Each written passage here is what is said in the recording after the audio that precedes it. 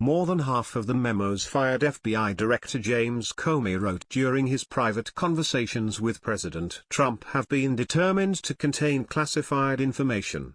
FBI policy forbids any agent from releasing classified information or any information from ongoing investigations. All records created by agents during official duties are also considered to be government property. More than half of the memos former FBI Chief James Comey wrote as personal recollections of his conversations with President Trump about the Russia investigation have been determined to contain classified information, according to interviews with officials familiar with the documents. This revelation raises the possibility that Comey broke his own agency's rules and ignored the same security protocol that he publicly criticized Hillary Clinton for in the waning days of the 2016 presidential election. Comey insisted in his testimony he believed his personal memos were unclassified, though he hinted one or two documents he created might have been contained classified information. But when the 7 memos Comey wrote regarding his 9 conversations with Trump about Russia earlier this year were shown to Congress in recent days, the FBI claimed all were, in fact, deemed to be government documents. 4 of the memos had markings making clear they contained information classified at the secret or confidential level, according to officials directly familiar with the matter.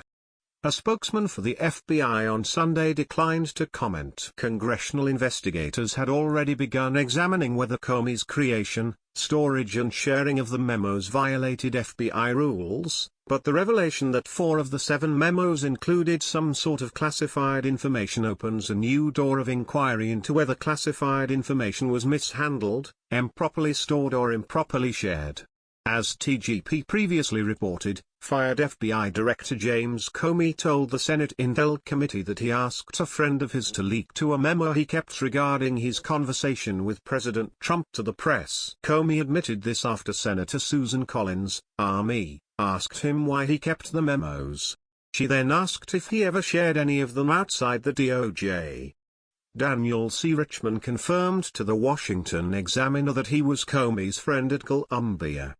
He has been referred to in the New York Times as a longtime confidant and friend of Mr. Comey's, and his bio at Columbia's website lists him as an advisor to FBI Director James B. Comey.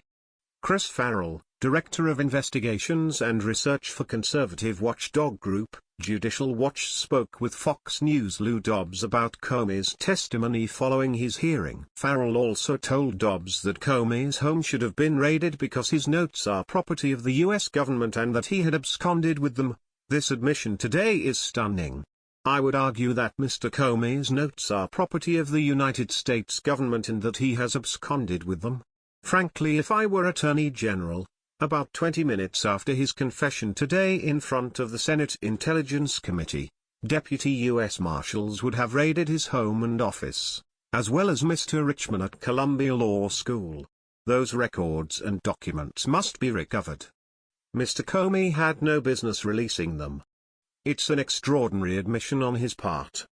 It's lawless. We wonder why we have leakers in the government when the FBI director is playing these little games for political points or because his tender ego is bruised.